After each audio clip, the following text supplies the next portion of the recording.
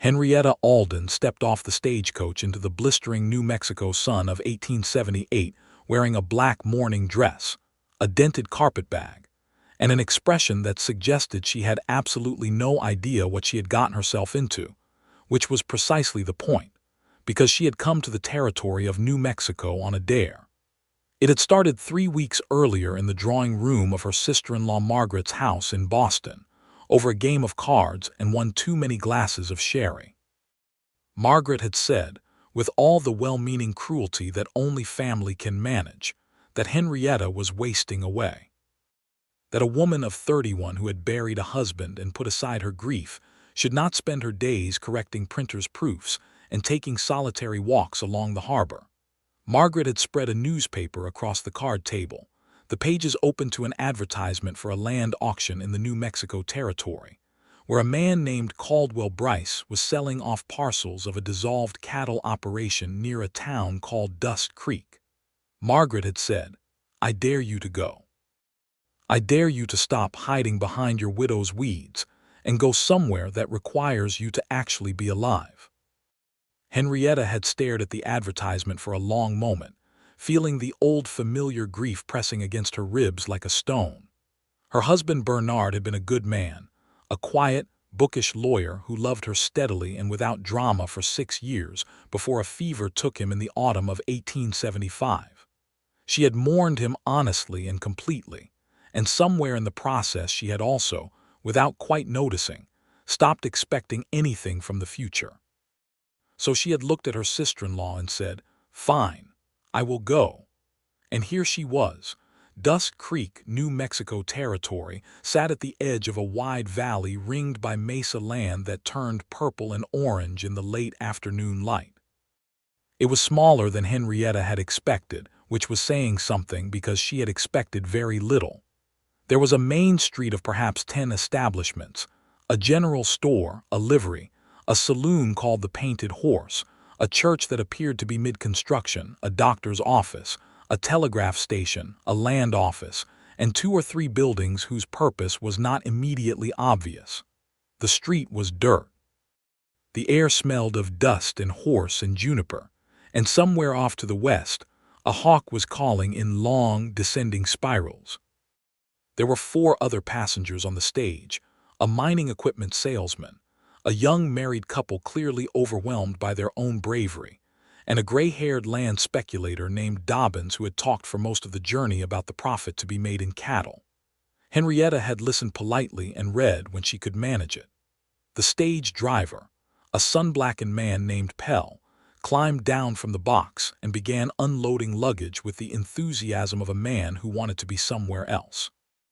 Henrietta took stock of her surroundings and noticed, among the small cluster of people who had come out to meet the stage, one man who was not small.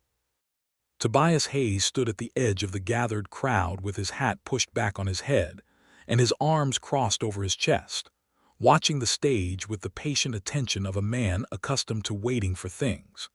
He was tall and broad-shouldered, somewhere in his mid-30s, with dark hair that had gone a little long at the collar, and a jaw that looked like it had been carved from the same sandstone as the mesas behind him. He wore working clothes, canvas trousers, a faded blue shirt, boots that had seen every kind of weather, and he was not particularly doing anything, just standing there with the quiet authority of a man who belonged exactly where he was. He was not there to meet Henrietta. He was there because the supply order he had sent 3 weeks ago was supposed to be on this stage, and he wanted to make sure it arrived in one piece. Henrietta descended the stage steps carrying her carpetbag and looking around with the careful, slightly dazed expression of a woman who had traveled for 9 days by rail and then coach and had not slept properly since Ohio. She stepped off the last step, misjudged the height of it in the unfamiliar boots she had purchased in Santa Fe because her city shoes had given out, and stumbled forward with enough momentum to send her carpetbag sliding across the dirt. Tobias Hayes uncrossed his arms and moved before he consciously decided to. He caught the carpetbag before it disappeared under the stage wheel, straightened and held it out to her. She took it from him. Their eyes met. His were dark brown, almost black in the shadow of his hat brim, and they held a kind of steady, measuring attention that Henrietta was not used to from strangers. Most men, when they looked at her, either looked past her or looked at her with the particular brand of sympathy reserved for widows that she had come to find exhausting. This man simply looked at her directly, as though she were an interesting and fully formed person. "Thank you," she said. "Stage steps higher on the right side," he said. "Driver never bothered to fix it." "I will remember that for when I leave," she said, which was the honest thing to say because she had no plans to stay. Something shifted slightly in his expression, not quite a smile, but the territory adjacent to one. "You here for the Bryce land auction?" "I am," he nodded once. "It starts day after tomorrow. Rutherford at the land office can get you situated. There's a boarding house 2 streets over run by a woman named Clara Holt. She runs a decent place." "You are very well informed about the schedules of strangers," she said, and she heard, to her own mild surprise, a note of actual amusement in her voice. "I'm familiar with why people come to Dusk Creek," he said. "There are not many reasons." He tipped his hat to her, an unhurried, genuine gesture, not a performative one, and went to speak with Pell about the supply crate. Henrietta watched him for a moment, then gathered herself, picked up her carpetbag, and went to find Clara Holt's boarding house. She found it. Clara Holt turned out to be a compact, energetic woman of about 50 with iron-gray hair, sharp eyes, and the organizational efficiency of a general. She gave Henrietta a room on the 2nd floor with a window that looked west over the valley, a pitcher of clean water, a towel, and the information that supper was at 6 and not a minute later. "You here for the Bryce auction?" Clara asked, in exactly the same tone Tobias Hayes had used. "Yes," Henrietta said. "Tobias Hayes will be there too. He wants the east parcel, the one with the creek running through it." Clara said this not as gossip but as practical information, the way she might mention the weather. "He's a good man, honest rancher, lost his wife 4 years back." Henrietta set down her carpetbag. "That is quite a lot of information to share about a man I just met at the stage stop." Clara shrugged. "Dusk Creek is small, you'll know it all in a week anyway, better to know it straight." She paused in the doorway. "He caught your bag, I heard. Pell was watching from the box, he tells everything." "It was a carpetbag, not a child," Henrietta said. Clara smiled. It was a real smile, wide and unguarded. "I like you," she said, and left. Henrietta sat on the edge of the narrow bed and looked out the window at the valley filling up with golden late afternoon light. The mesas were doing something extraordinary in that light, going amber and rose and a deep, bruised violet all at once, and for a moment she forgot to be uncertain about being there. She simply looked at it. Bernard would have liked this light, she thought. He would have found a way to describe it precisely. She felt the familiar ache, familiar enough now that she could hold it without being undone by it, and then she unpacked her carpetbag and went down to supper. There were 4 other boarders at Clara's table that evening, the young couple from the stage, whose names were James and Polly Hewitt, and who were planning to file on a homestead claim, the land speculator Dobbins, who ate enormously and talked about cattle again, and a quiet schoolteacher from Ohio named Vera Simmons, who had taken a position in the not-yet-finished church building, and who asked Henrietta 3 careful questions over the meal, and then listened to the answers with genuine interest. Henrietta ate salt pork and corn bread and boiled greens and drank coffee that was strong enough to stand a spoon in, and she felt, for the first time in a very long time, as though she were somewhere real. The following morning she woke before dawn, which was not her habit, because the silence outside was so complete and so unlike anything she had experienced in Boston that it startled her awake. She lay still for a moment listening to it, the absolute, enormous silence of the desert before sunrise, broken only by a distant coyote and the creak of the boarding house settling in the cold. Then she got up, dressed, and went out. The main street was empty. The sky above the eastern mesas was beginning to pale at the edges, a thin line of pewter and rose spreading along the horizon. Henrietta walked without particular direction, following the road out of the main cluster of buildings, until the last building fell away, and she was standing at the edge of the settled land with nothing but open country ahead of her, scrub and sage, and the long roll of mesa land going on in every direction. She stood there for a good long while. She heard the horse before she saw it, the soft percussion of hooves on dry dirt, unhurried. She turned and found Tobias Hayes riding toward her on a big bay gelding, coming in from the direction of the north road. He was not in any apparent hurry. He slowed when he saw her and stopped a few yards away, looking down at her with the same direct, unassuming attention he had offered the previous afternoon. "You are out early," he said. "I could not sleep," she said. "The silence woke me." He considered this. "That happens to people from back east. The quiet gets loud." "That is exactly what it does," she said, and she was somewhat surprised that he had found the right words for it before she had. He stepped down from his horse with the easy economy of movement that she had noticed the day before, the kind of movement that comes from a body that knows its work. He ground-tied the gelding, which stood with patient disinterest, and came to stand beside her, looking out at the same landscape she had been looking at. "The Bryce parcel you are bidding on," she said after a comfortable silence. "How long have you wanted it?" 7 years, he said. "Since I first rode this country. The creek on the east section doesn't run dry, that matters here." "What is your ranch called?" "The Hayes Place," he said. "I haven't been in the habit of giving it a proper name. My wife was going to name it when she felt it was settled enough. She didn't get the chance." The information was offered without self-pity, in the same measured, honest way he seemed to offer everything. Henrietta did not manufacture sympathy or offer condolences, which she sensed would have been the wrong response. "Clara Holt told me about your wife last night," she said instead. "Clara told me about you before I had taken my boots off." His mouth curved, the full version of the almost smile she had seen the day before. It changed his face considerably. "Clara Holt is the most efficient communication system in the territory," he said, "better than the telegraph." "She told me you are an honest rancher," Henrietta said.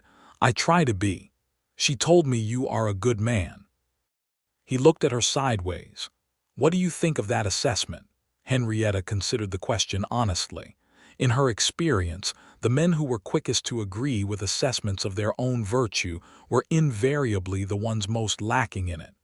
"I think it is too early for me to know," she said, "but I have not found Clara Holt to be a foolish woman." He smiled outright at that, and Henrietta felt something shift slightly in her chest, not alarming, just a small rearrangement like a book being moved to a better shelf. "What is your name?" he asked. "I know you arrived on the stage and you're here for the auction. That is all I know." "Henrietta Alden." "Tobias Hayes." He offered his hand. She shook it. His hand was large and calloused, and he shook hers the same way he would have shaken any man's, with direct, unceremonious firmness. The sun was coming up now, clearing the top of the eastern mesas and sending long raking light across the valley floor. Everything turned gold. The sage went silver at the edges. The dust in the air caught the light and turned it into something almost architectural. Henrietta had not expected the beauty of it, not like this, not this immediately and this overwhelmingly. "It is something," she said quietly. "Every morning," he agreed. They stood there a few minutes longer in the growing light, the big bay gelding shifting his weight behind them, and then Tobias Hayes said he needed to get back to his spread, and would she like a hand being pointed toward anything in town? And she said no, thank you.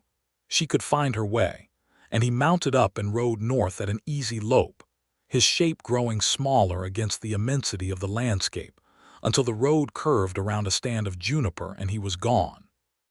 Henrietta walked back to the boarding house with her hands in her coat pockets, looking at the mountains on the far side of the valley, thinking about nothing in particular and several things all at once. The land auction took place in the land office, which was a single-room adobe building that smelled of paper and lamp oil, and the accumulated weight of many transactions. Rutherford, the land agent, was a small, meticulous man with wire-rimmed glasses and a surprising amount of authority in a modest frame. There were 11 people present to bid, including Henrietta, Tobias Hayes, the speculator Dobbins, and a heavy-set cattle operation man named Prentice who had ridden in from the east that morning with 2 ranch hands and the air of a man unaccustomed to not getting what he wanted. The Bryce property had been divided into 4 parcels. Henrietta had come, she told herself, purely to observe.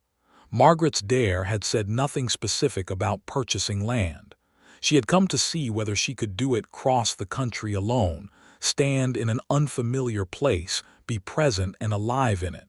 She had not come to buy anything.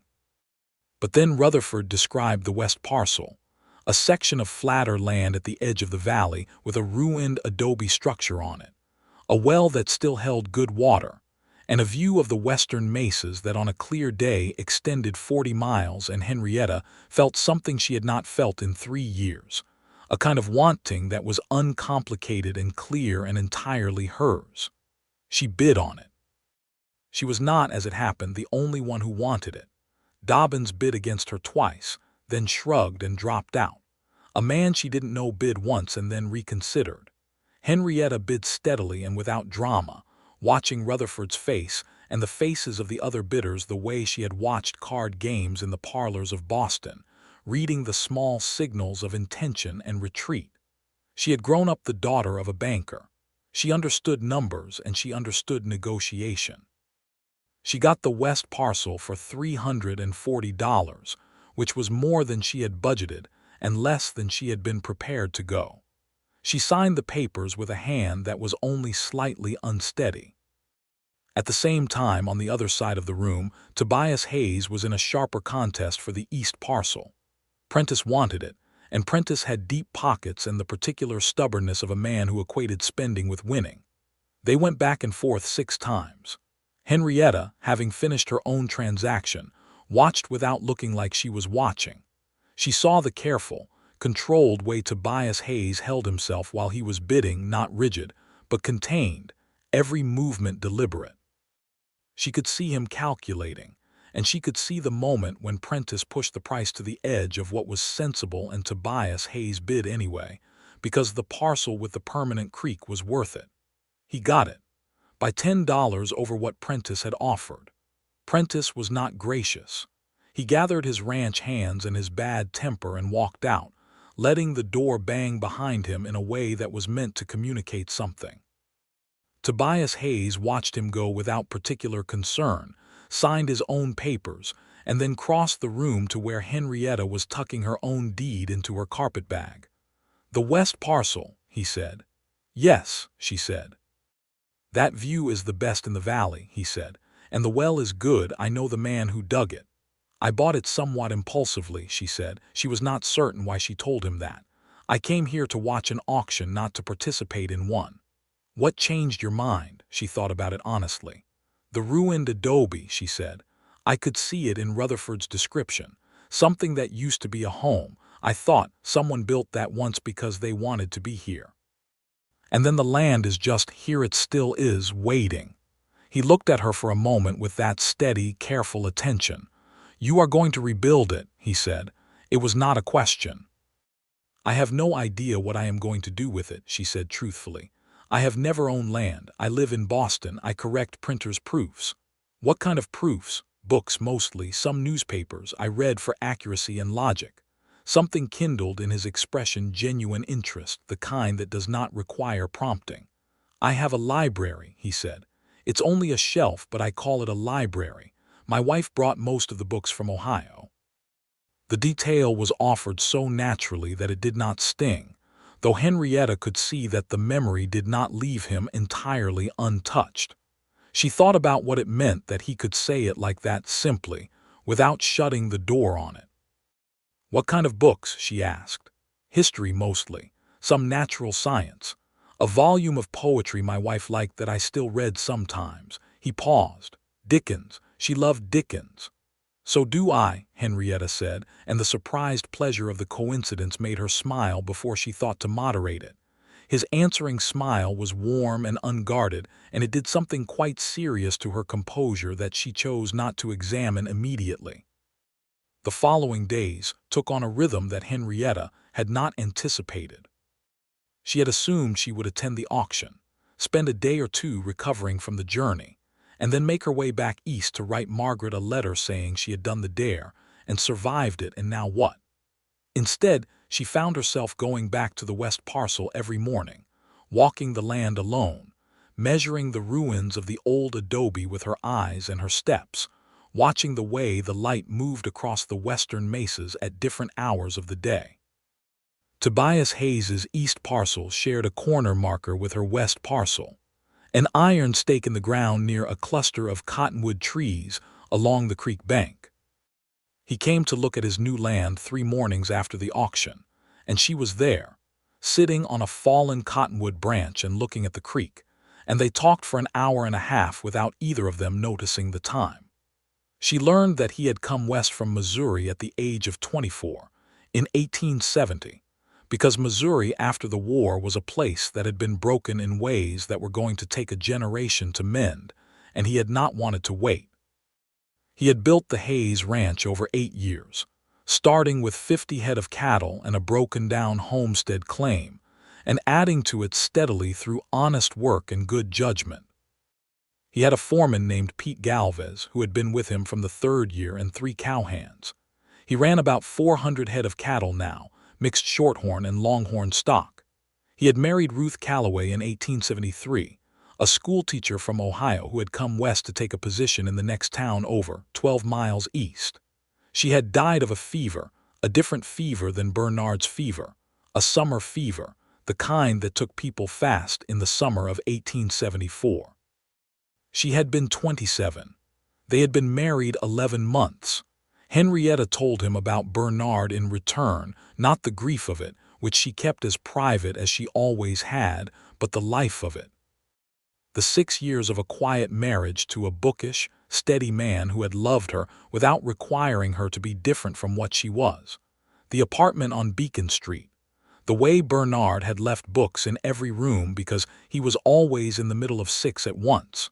The printer's proof work she had fallen into after his death because the publishing house that had been his client needed someone, and she had needed something to do with her hands. "You are good at it?" he asked. "I am very good at it," she said, without false modesty because she was. He smiled. "I like that you said that straight. Women are taught to apologize for competence," she said. "I gave up that habit." "Good," he said, with a directness and a simplicity that made the word worth considerably more than it usually was. Clara Holt noticed. Of course Clara noticed. She mentioned it at breakfast on the 5th day with the same matter-of-fact delivery she brought to everything.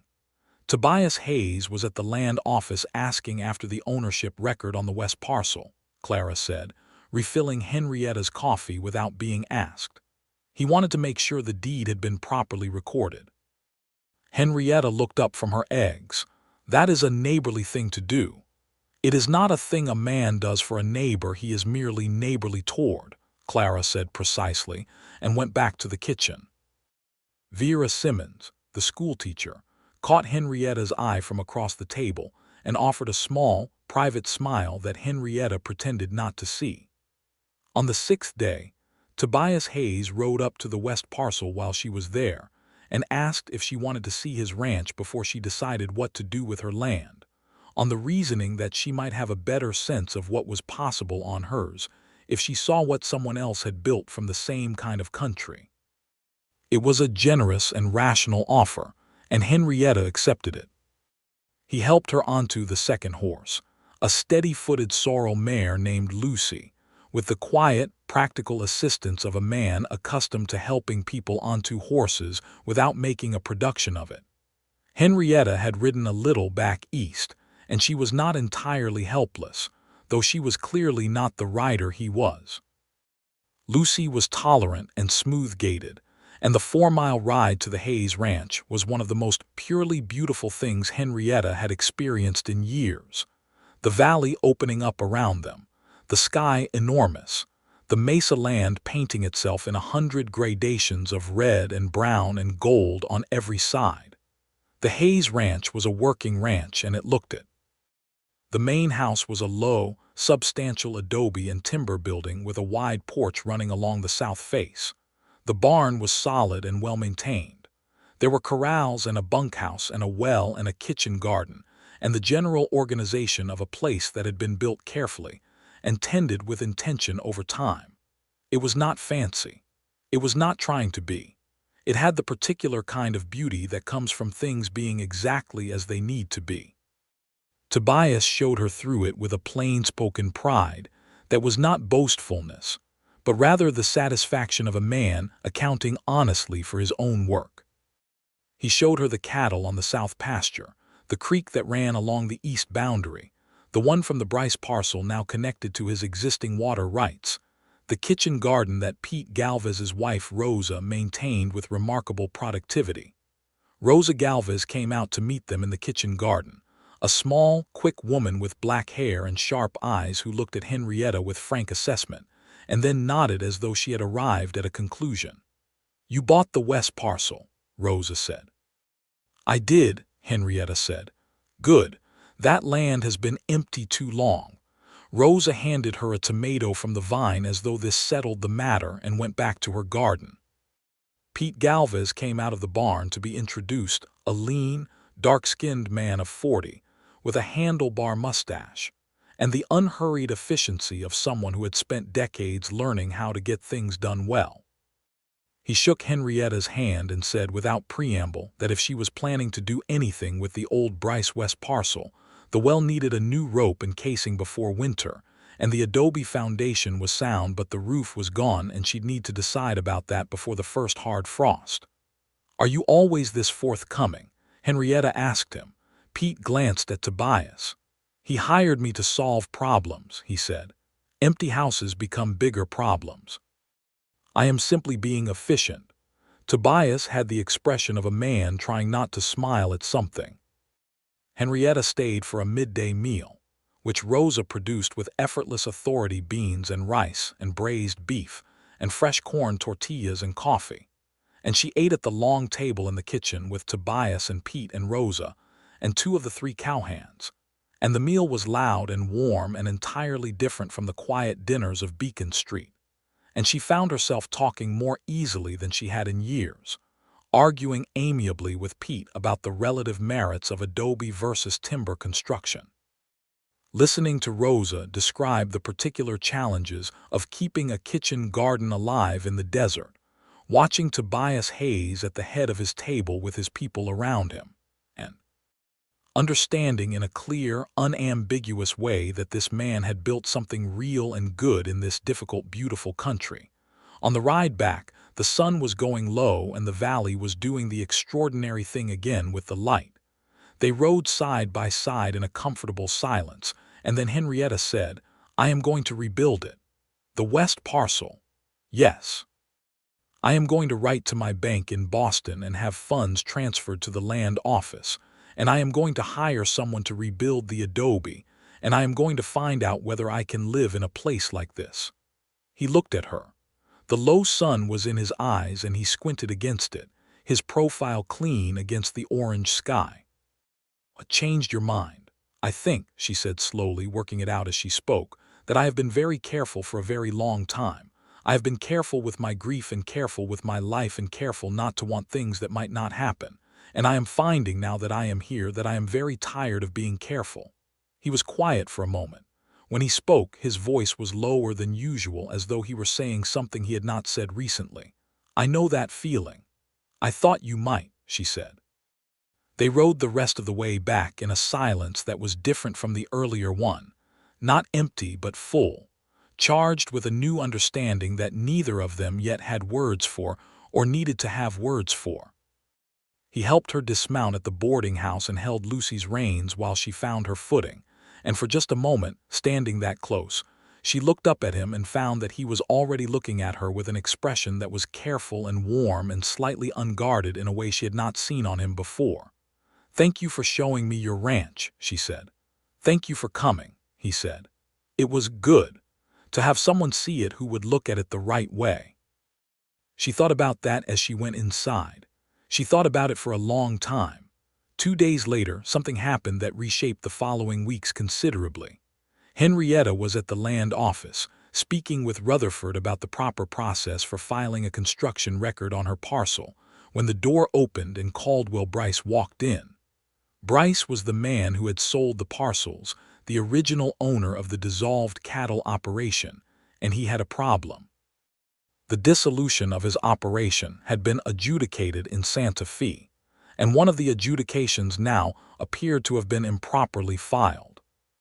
Specifically, the boundary line on the east parcel, the one Tobias Hayes had just purchased, had a surveying error in the original 1869 land grant that Bryce's lawyers had failed to catch. The actual boundary of the east parcel, correctly surveyed, was 4 chains further west than the filed deed indicated. 4 chains further west meant that it ran across a corner of Henrietta's west parcel. Rutherford explained this to both of them in the measured tones of a man delivering news he did not enjoy delivering. The error was not Tobias Hayes's fault and not Henrietta's fault and not, technically, Bryce's fault, but it existed, and it needed to be resolved before either deed was fully clear. Henrietta stared at the survey map for a moment. What needs to happen? A new survey conducted by a licensed government surveyor, Rutherford said. Then a corrected filing in Santa Fe, 4 to 6 weeks most likely. In the meantime, neither deed is fully clear. The land office here treats the existing deeds as valid for practical purposes, Rutherford said carefully. But until the corrected filing comes back from Santa Fe, there is a technical cloud on the boundary. Henrietta folded her hands on the map and thought, I will need to speak with Mr. Hayes. He was here this morning, Rutherford said. He already knows. She found Tobias Hayes at the general store, loading supplies into his wagon with the methodical efficiency of a man who has received unwelcome news and decided to get on with things anyway. She came up beside him and said, without preamble, I assume Rutherford told you about the survey problem. He straightened. This morning. I am not interested in a dispute, she said. The boundary error is not your doing. Whatever correction is required, I will agree to it. He looked at her with something that was not quite surprise but was adjacent to it, as though he had anticipated a harder conversation and was recalibrating. That is generous, he said. It is practical, she said. I have no use for unnecessary conflict, and I would prefer to have a good neighbor. So would I, he said. They looked at each other for a moment.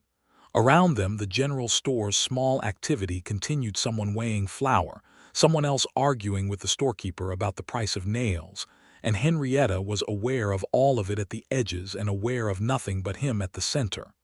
I would like to take you to see the section in question, he said. The disputed corner. I think if you see it, the resolution will be clear. They rode out the following morning. The disputed corner was in fact a scrubby piece of land at the junction of 2 dry arroyos, not immediately appealing to anyone, with a cluster of cottonwoods along one arroyo and some good grass on the flat above it. Tobias explained with precise practical detail that the creek from his east parcel ran through this area in wet years, and the water rights associated with it were what mattered, not the land itself. I am not going to fight you for water rights, Henrietta said. I know that, he said. But I want you to understand what I need, so you understand what I will propose. He proposed, standing in the middle of the disputed corner with the cottonwoods behind them and a big sky overhead, a shared water access agreement. He would take the corrected boundary as surveyed, which gave him the creek fully, and in exchange, he would provide formal water access rights to her parcel from the creek, with terms that ensured she had full use of the well she had purchased and secondary access to the creek water for any future agricultural or household use. It was a fair arrangement. It was more than fair, it was generous. Henrietta was a banker's daughter and she understood what she was being offered. Why? She asked. Because it is the right solution, he said. And because he paused. Something moved through his expression that was careful and a little uncertain, and she found to her own astonishment that she was holding her breath. Because I would like you to stay, he said, in Dusk Creek. I would like you to rebuild that west parcel and stay. The wind moved through the cottonwoods. Somewhere in the sky above them, the hawk was calling again, the long, descending spiral of it going out across the valley. "I would like that too," she said quietly. He looked at her for a long moment with something in his face that was not covered or composed, that was in fact entirely open, and then he said, even more quietly, "Good."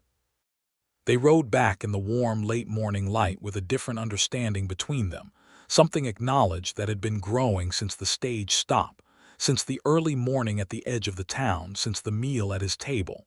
It was not declared. It did not need to be declared yet, but it was real and both of them knew it. The survey process took 5 weeks. In those 5 weeks, Dust Creek acquired a new character for Henrietta. It stopped being a place she was visiting and began to be a place she was learning. She walked every part of her west parcel. She met the other residents of the town and the surrounding ranches with the deliberate attention of someone deciding whether a place is worth committing to. She went to the not-yet-finished church on Sundays, where Vera Simmons had organized a loose congregation that met in folding chairs among the half-completed walls, and she found that she liked the openness of it, the sky visible above the unfinished rafters, the wind occasionally moving through in a way that felt less like intrusion and more like participation. She wrote to Margaret in Boston. She wrote, "I went on your dare, I bought land, I am staying. Do not be smug about this." She hired 2 men from town, a carpenter named Wallace and his brother-in-law Cord, who was a bricklayer and stoneworker, to assess the ruined adobe and give her a cost estimate for rebuilding it. They came back with a number that was serious but achievable, and Henrietta looked at her finances with her banker's daughter's eye and decided that if she sold the Beacon Street apartment, which she had been renting out since Bernard's death and which she had been keeping, she understood now, as a hedge against the possibility of needing to go back, she would have exactly what she needed. She wrote to Bernard's sister Elizabeth, who managed the rental, and told her to sell the apartment. The letter took a long time to write. It was the last severance of a cord she had been holding since 1875, and the letting of it required something she had not expected, not grief exactly, but a solemn, clear-eyed acknowledgement of finality that was also underneath a relief. Then she went and told Clara Holt she would need the room for another 3 months while the building was completed. Clara said, "I expected you'd be staying. I told the Hewitts last week." "You told the Hewitts before I told you I was staying." "I told them I expected it," Clara said, with the precision of someone who does not confuse expectation with certainty. Tobias Hayes came to check on the building progress every few days. This was logical. His east parcel was adjacent, and the shared water arrangement meant he had genuine practical interest in developments on her land. This was the reasoning each of them offered, silently, to themselves. Neither of them examined it too closely. He would ride over, look at what Wallace and Cord had done, offer his opinion when asked and sometimes when not asked, but always accurately. And then he and Henrietta would end up talking on the foundation stones at the creek, walking the boundary of her land in the long, late afternoon light. They talked about everything. She discovered that he read more than the shelf of books implied. He had thoughts about history that were sharp and unpretentious, a genuine curiosity about how things worked and why they had gone the way they had. He had opinions about the cattle industry that were not always popular with other ranchers. He was skeptical of the overstocking that was already beginning to damage the rangeland in the eastern parts of the territory, and he said so plainly. She told him about the injustices she had observed on the trip west, which she had been turning over in her mind since the journey. The stage had passed through the edges of Apache land near the Arizona border, and she had seen enough in the brief stops and in the conversations of other passengers to understand that what was happening to the native people of this territory was systematic and brutal, and was proceeding under the legal machinery of a government that described itself as civilized. She said this plainly to Tobias Hayes and watched his face. He listened without interruption. Then he said, "The man who sold Caldwell Bryce that land in 1868, Bryce, always said the original grant was clean. It was not. The Apache used that valley seasonally for 100 years before any deed was ever written. The government grant did not acknowledge that. It does not now. He paused. Pete Galvez's grandmother was Mescalero Apache. He knows this land differently than I do. He has told me things about this country that are not in any deed. Does that trouble you? She asked. Yes, he said without hesitation. I try to be a good steward of what I have. I try not to be more than I need to be on land that has a longer history than my deed acknowledges. I do not know if that is enough. I suspect it is not. She looked at him. That is a harder answer than I expected. I try to answer honestly, he said. She believed him. It was, she thought, one of the most consistent and legible things about him, that he tried to answer honestly, even when the honest answer was uncomfortable or incomplete. In the evenings, after supper at Clara's, Henrietta often walked to the southern end of the main street where the land opened up toward the valley. Sometimes she walked alone.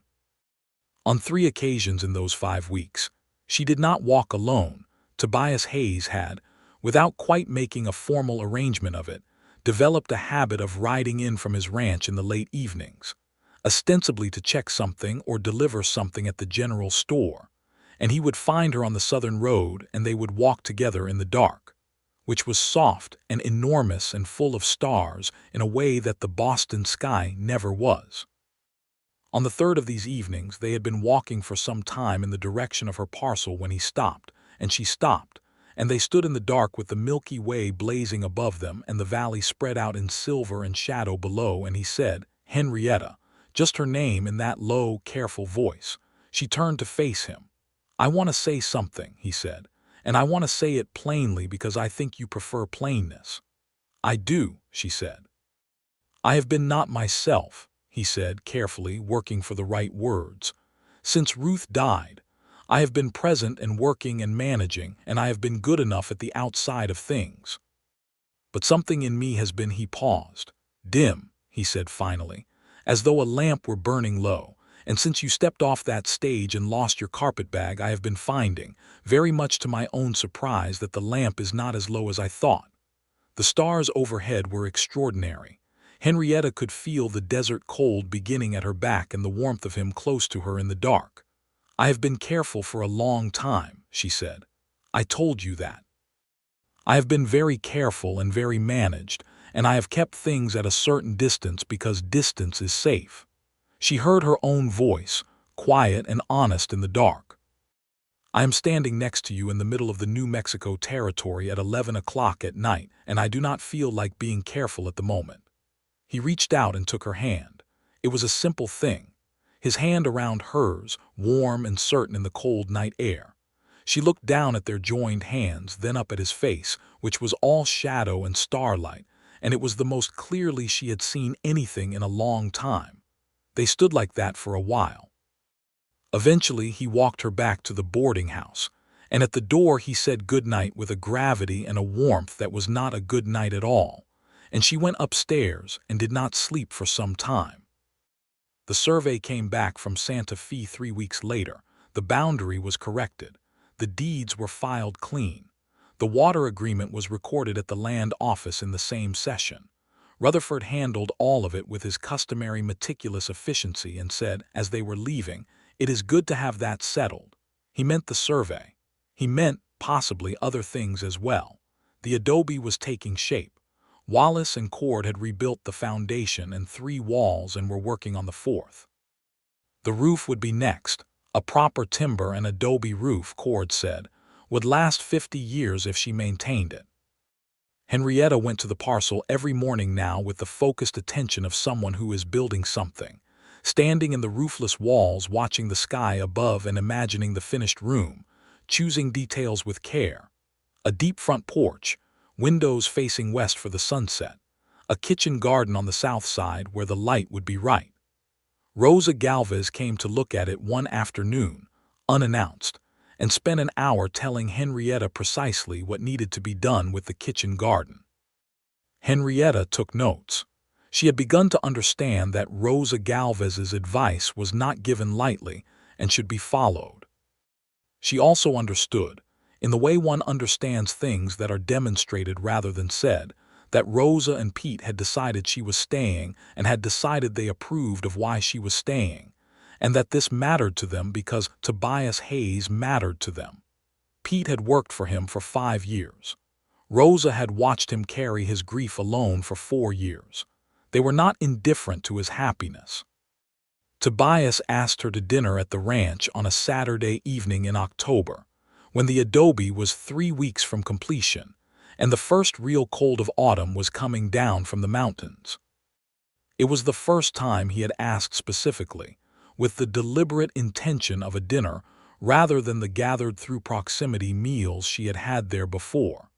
He asked with characteristic directness and without making it awkward, and she said yes with the same plainness. She wore her dark blue dress, the one that was not mourning and not fancy but was good, the one Bernard had said made her eyes look like the harbor in November, and she rode Lucy out to the ranch in the early dusk with the sky going pink and green above the western mesas. He had cooked himself.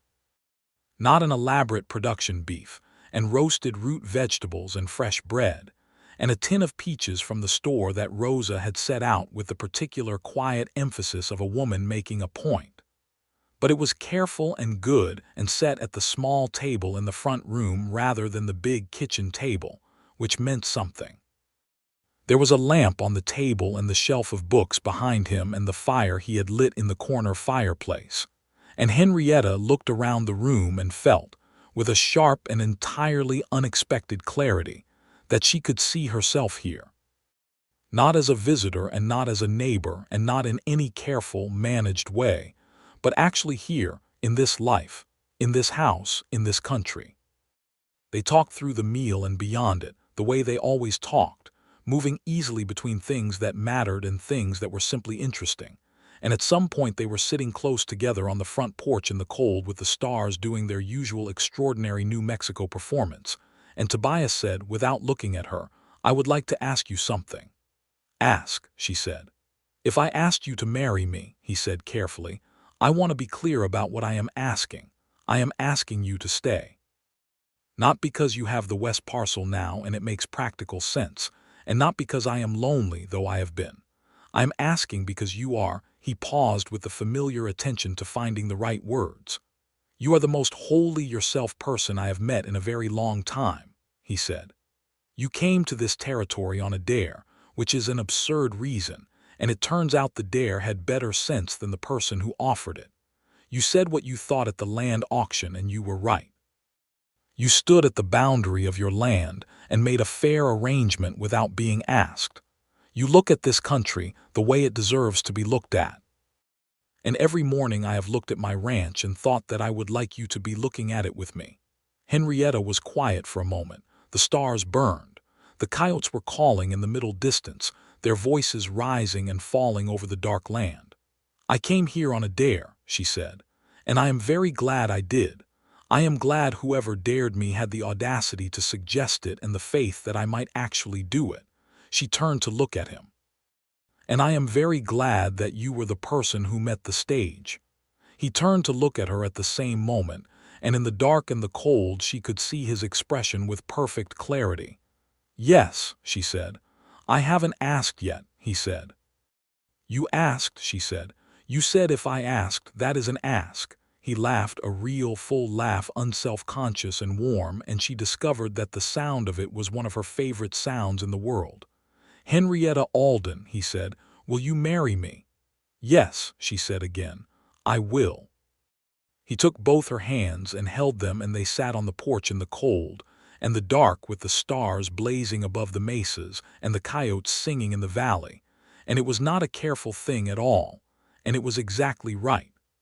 Clara Holt was told the next morning. She received the news with a nod and an expression that was entirely unsurprised and deeply satisfied. "I will need to know the date," she said. "I intend to cook." Vera Simmons, when told, sat down in the chair nearest her and pressed her hands together and said, "Oh, thank goodness," as though it resolved something that had been worrying her. Pete Galvez, when Tobias told him, said, "Good," and went back to what he had been doing, which was exactly what Henrietta had predicted he would say and do.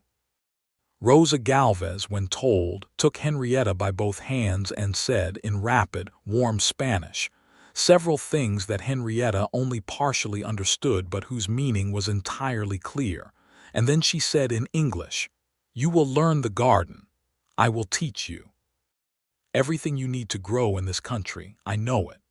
"I would be very glad of that," Henrietta said. They were married in November in the not-quite-finished church, with the last wall of the building going up around them in a way that seemed fitting, something in the process of being completed, solid at the foundations and still building upward. Vera Simmons organized the ceremony with the same practical thoroughness she brought to everything. Clara Holt did in fact cook, producing a wedding supper of such extraordinary ambition and quality that the entire town turned up to help eat it. Pell, the stage driver who had watched the whole acquaintance from its first stumbled step, arrived with a bottle of good whiskey and the claim that he had known from the moment he saw the way Tobias Hayes picked up the carpetbag. "He didn't pick it up from me," Henrietta said. "He picked it up from the ground." "He picked it up," Pell said, with the satisfaction of a man whose point stands regardless of the fine print. The wedding itself was plain and honest and warm, the way things were when Tobias Hayes was at the center of them. He stood at the altar, which was a board across two sawhorses, because the real altar had not been built yet, in his good coat and his hat in his hand. And when Henrietta came down the short aisle between the folding chairs with the cold November light coming through the unfinished east wall, he looked at her with an expression that was not composed or managed or careful in any way, and she walked toward him steadily, feeling the old grief and the new joy side by side. Which was not a contradiction, but simply the truth of being a person who had loved before and was choosing to love again. She wore a gray dress that was not mourning and was not a traditional wedding dress but was good and warm and entirely her own, and she carried a small bunch of juniper and dried wildflowers that Rosa had put together. The words were said. He held her hands through them, warm and sure, his thumb tracing a slow circle on the back of her hand in a way she did not think he knew he was doing. When it was done, he looked at her with a private smile that was meant entirely for her. "Mrs. Hayes," he said. "Mr. Hayes," she said back. Around them Dust Creek cheered. The West Parcel's adobe was completed 2 weeks after the wedding, and Henrietta moved her things from Clara's boarding house to the new house with the deep front porch, and the windows that faced the sunset and the kitchen garden that Rosa had helped her plan. But the house was not the center of their life.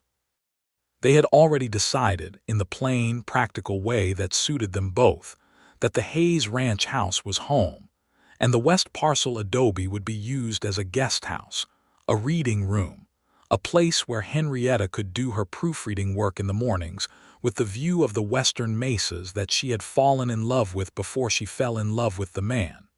She continued to work. She wrote to her publishing house in Boston and made a different arrangement. She would receive proofs by mail, work on them in New Mexico, and return them on the stage. It was less efficient than working in the city, and it required careful timing with the stage schedule, but it was workable, and she was very good at it, and the income was hers, and she intended to keep it. Tobias had not suggested otherwise. He had said, when she explained the plan, "Good. That work is yours, and it matters to you." "It does," she said. "Thank you for understanding that.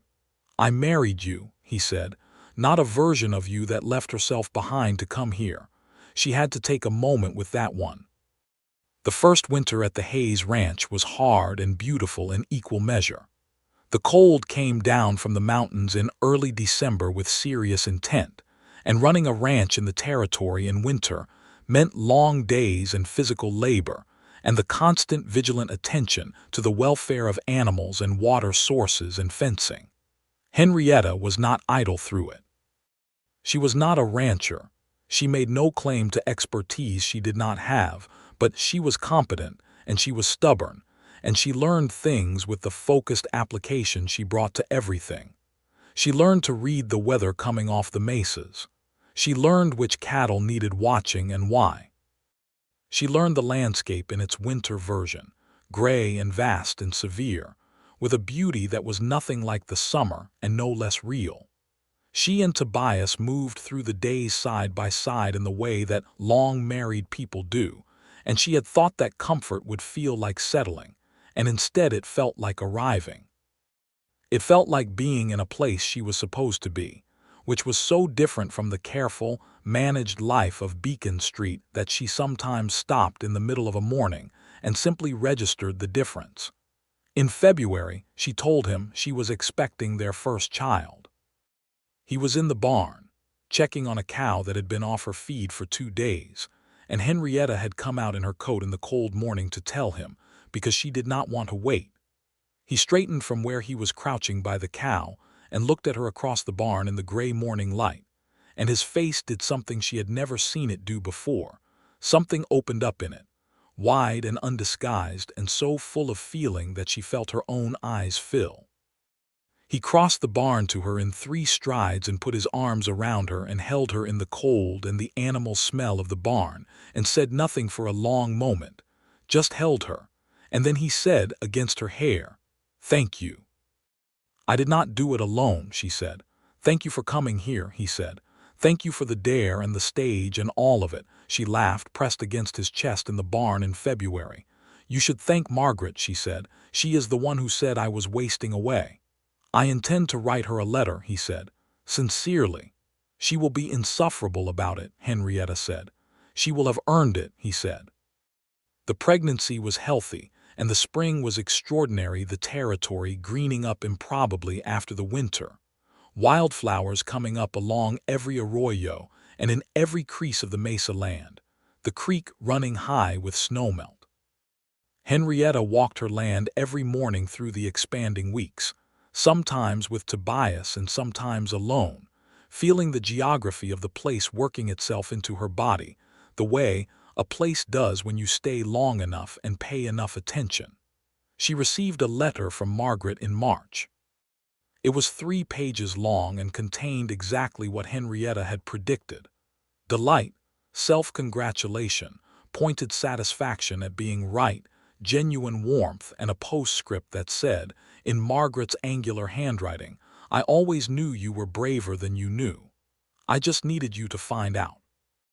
Henrietta read it twice, sitting on the west parcel porch in the morning sun, and then she wrote back, "You were right. You will never let me forget it, and I will never expect you to. Come visit. There is room." In April, a letter came from Margaret saying she was coming in June. Margaret Alden arrived on the same stage Henrietta had arrived on, 14 months earlier, and she was met at the stage stop by Henrietta, who was visibly pregnant and entirely at home, and by Tobias Hayes, who shook Margaret's hand with courteous directness and said, "Mrs. Alden, I am told I have you to thank for my wife." Margaret looked at Henrietta. Henrietta looked back with the expression of a woman who has won something significant and is content to let the victory speak for itself. Margaret stayed 3 weeks. She and Clara Holt took to each other immediately, which Henrietta found both predictable and faintly alarming.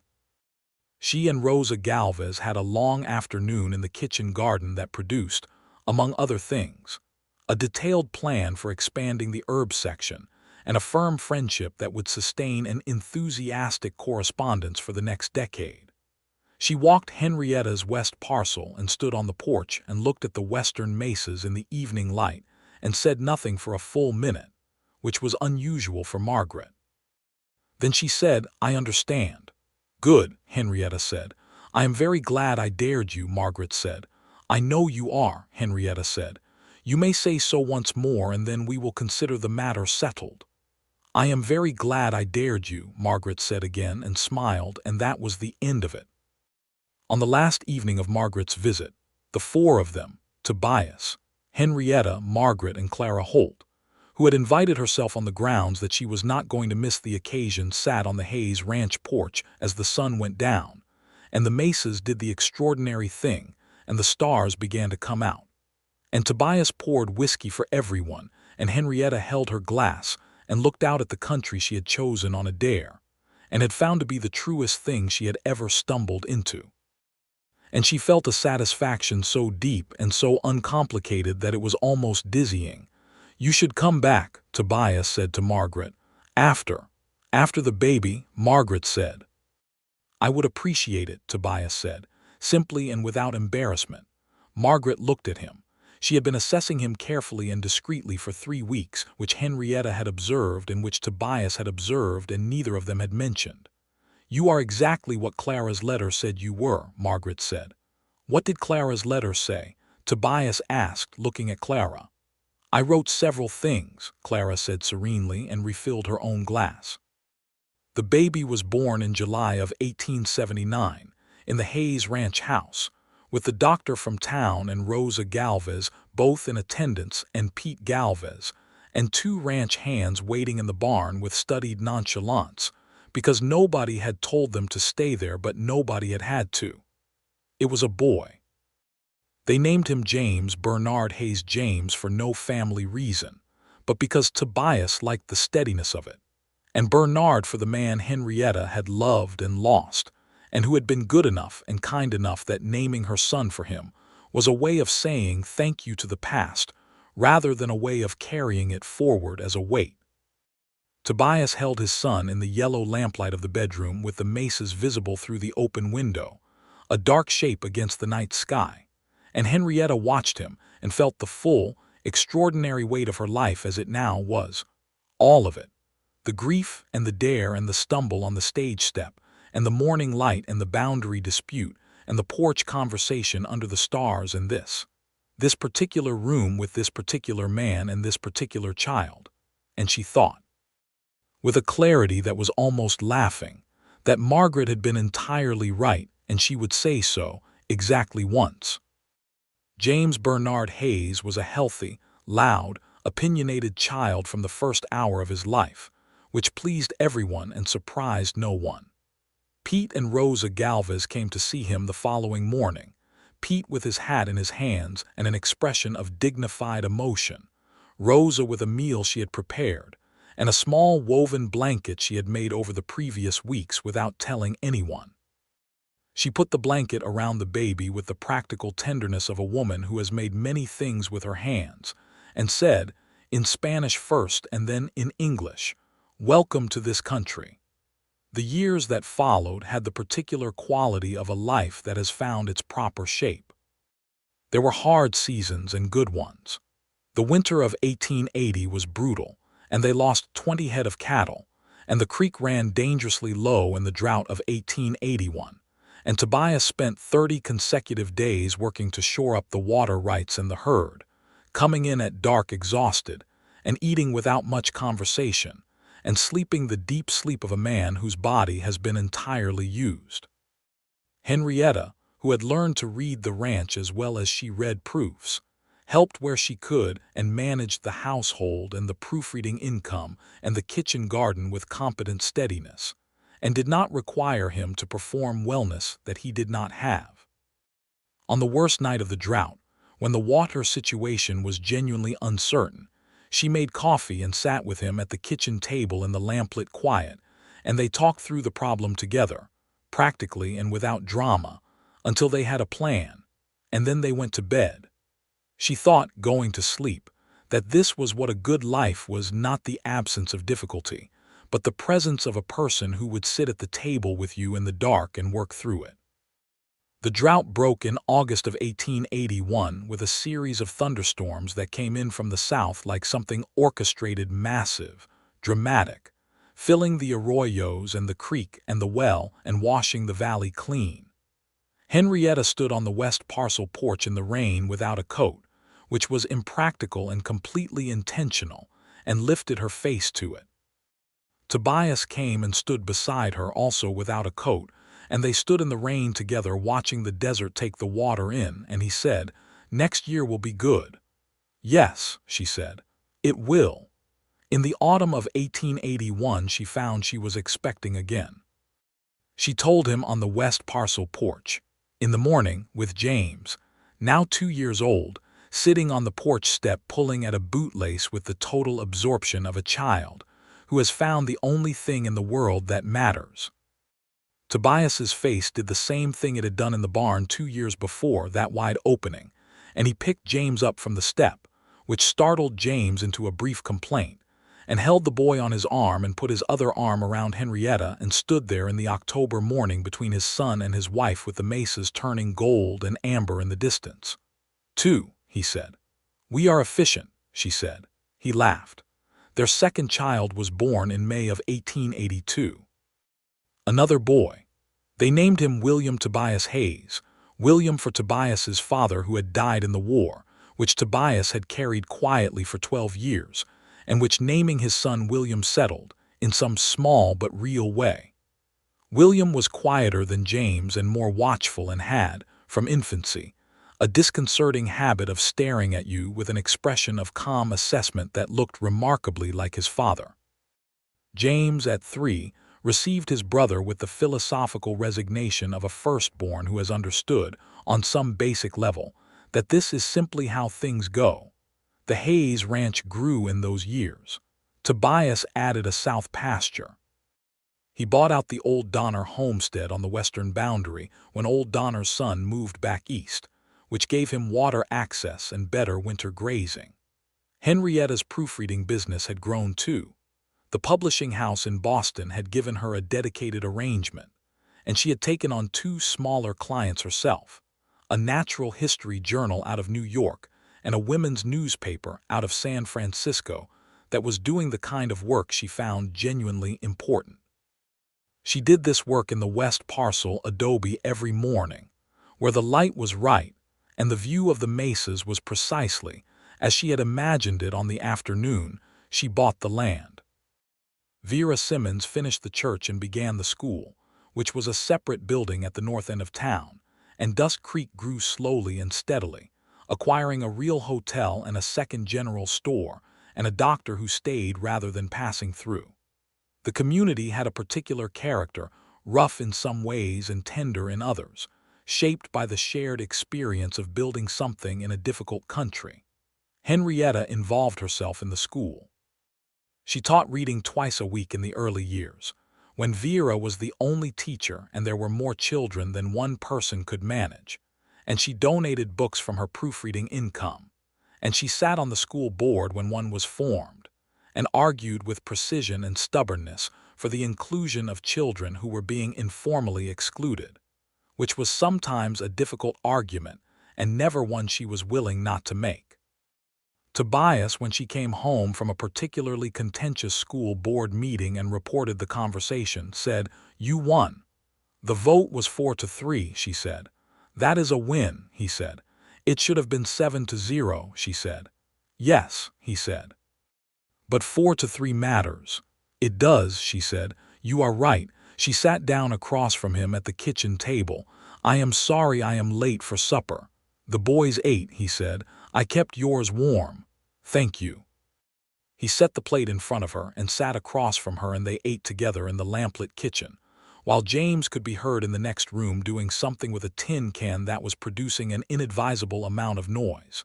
And William, in his crib in the corner, was deeply and serenely asleep as he usually was, and it was an entirely ordinary evening, which was its own kind of extraordinary. Margaret came back, as she had promised, and then twice more. She developed over several visits a genuine attachment to the territory that she would not have predicted for herself, and she told Henrietta on the 3rd visit that she was thinking of wintering there because Boston in February was genuinely miserable and she was not as young as she had been. "You would winter in New Mexico," Henrietta said. "I would use the West Parcel adobe," Margaret said, "if you would allow it." "It is a reading room," Henrietta said. "I read," Margaret said. "I read constantly." The following winter, Margaret Alden wintered in Dusk Creek, New Mexico Territory in the West Parcel adobe, and by spring she was in conversation with Rutherford at the land office about a small property in town, and had developed a friendship with Clara Holt, so thoroughly integrated that Clara's breakfast table now had a permanent setting for her. Henrietta watched this with the particular satisfaction of a woman who has acquired her own happiness, and now gets to watch someone she loves find their footing in the same country. On a warm evening in late May of 1883, when James was 4 and William was 1, and the Texas heat had not yet fully arrived, but the days were long and golden, Tobias and Henrietta sat on the ranch house porch after the boys were asleep. The Mesas were doing the violet and rose thing they did in the last light. A nighthawk was working the edge of the barn in long sweeping passes.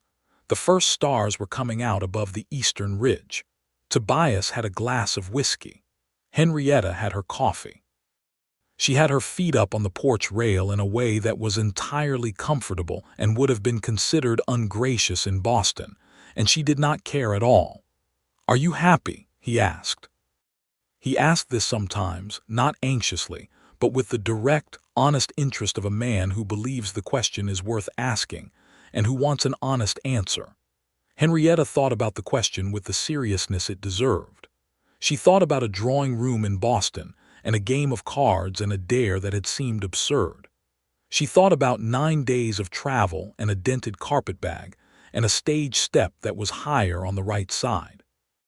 She thought about a ruined adobe and an honest man with dark eyes and a bay gelding, and a boundary dispute that became a water agreement that became a friendship that became this, the porch and the whiskey and the coffee and the boys asleep inside, and the Mesas going violet in the last light. She thought about Bernard, who had loved her steadily and well and who was gone, and who had, she believed, been the kind of man who would have wanted her to have this, who would have been glad for it. She thought about what it meant to have chosen something, fully and without being careful, and to have found it equal to the choosing. "Yes," she said, "I am profoundly happy." He looked at her with the expression he had had on the porch the night he asked her to marry him, that open, unmanaged look, the lamp burning at full. "So am I," he said. She reached over and took his hand, and they sat on the porch in the fading light while the nighthawk worked the barn, and the stars came out one by one above the territory, and the Mesas went dark and the coyotes began their conversation in the valley, and the ranch was quiet and warm and full of the life they had built in it, and it was enough. It was more than enough. It was everything. The autumn of 1883 brought a letter from the Boston publishing house offering Henrietta a more formal editorial position. Not proofreading but actual editorial work, the kind that involved shaping manuscripts and working with writers from the earliest stages. It was a significant offer.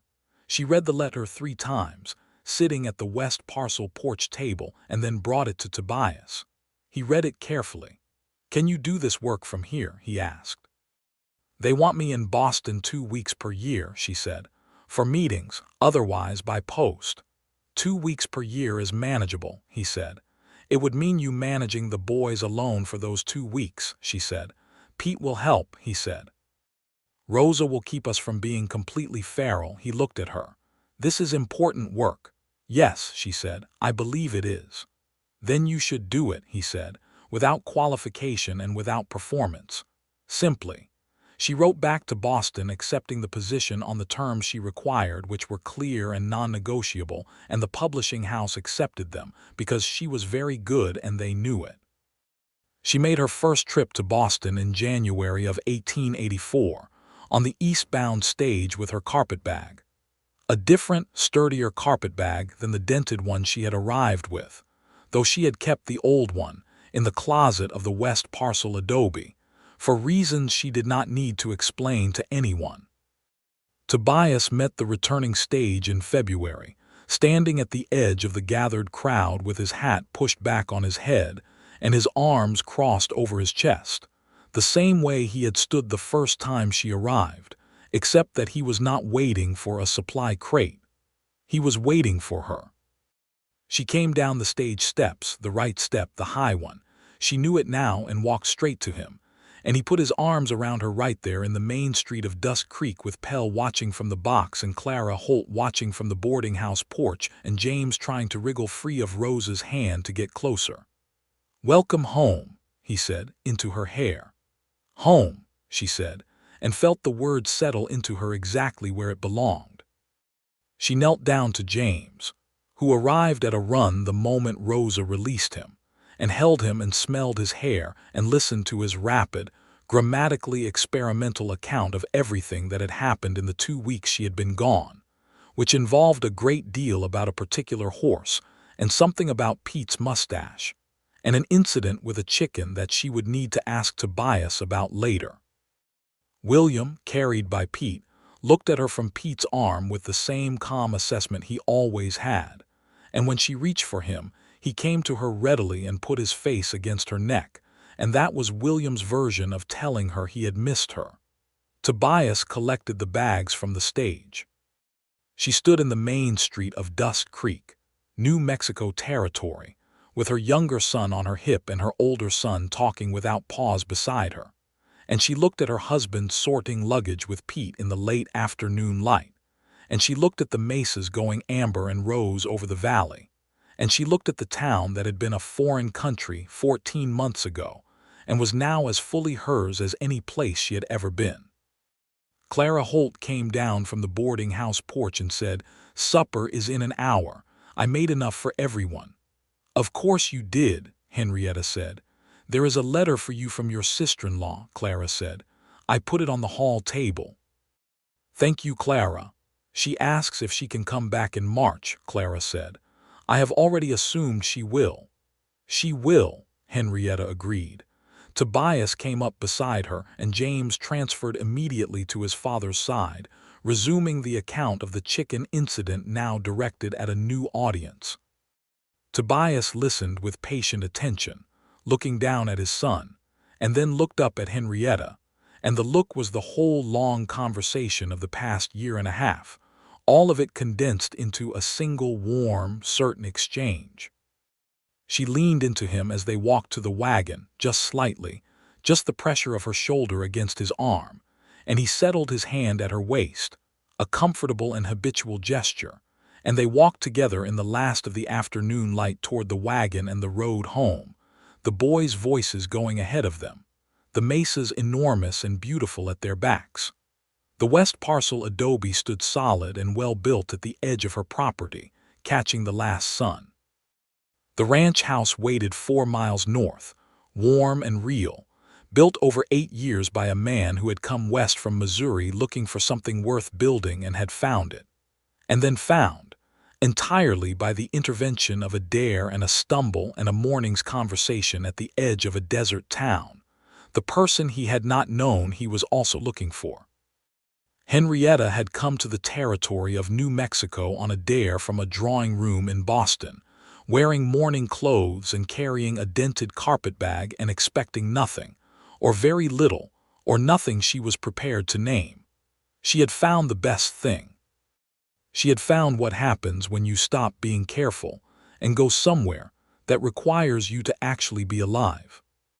And the rancher who had met the stage on a morning in the summer of 1878, looking for a supply crate, had met instead the woman who would change the character of his life, and had held onto her carpetbag, and had looked at her directly instead of past her, and had said, when asked later, when the whole story was known and told and retold around Clara Holt's supper table, and at the ranch with Pete and Rosa and the boys, and eventually when it was told to James and William, who grew up hearing it like a kind of founding myth of their family, he had said, simply and without embellishment, that he was glad whoever dared her did.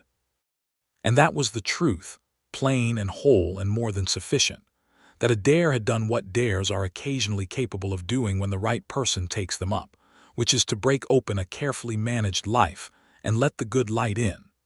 The mesas turned purple and orange and rose in the evening sky over Dust Creek, the same way they had turned since long before any deed had been written, the way they would go on turning long after all the deeds were dust themselves.